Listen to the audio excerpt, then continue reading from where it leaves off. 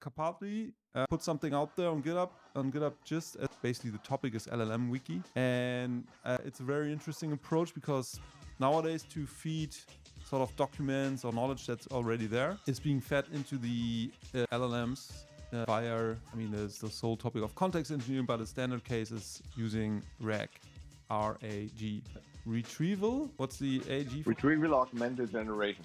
Exactly. And the way that works is that the LLM, every time you ask it, create a nice LinkedIn post based on my past LinkedIn post and this new amazing white paper or research paper, then it goes through all your past documents again and reworks those basically. And the process is not very efficient. Essentially, it's like you constructed a wiki.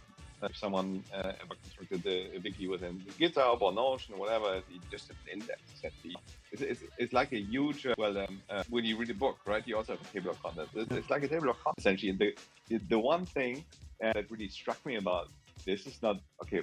The idea is good and it's fine, but what really struck me here is that okay, fine, anyone can do this, right? But essentially, you're setting things up in natural language, and that's what we've been seeing more and more, also with the skills, by the way, with the skills file concept.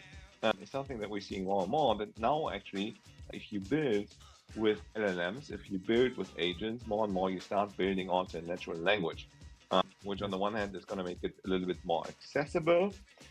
On the other hand, probably use cases are going to get a lot more complex all the time because, it's going to get easier to build things. So people are naturally going to want to build more complex things. So I don't think the need for skilled people will necessarily go away.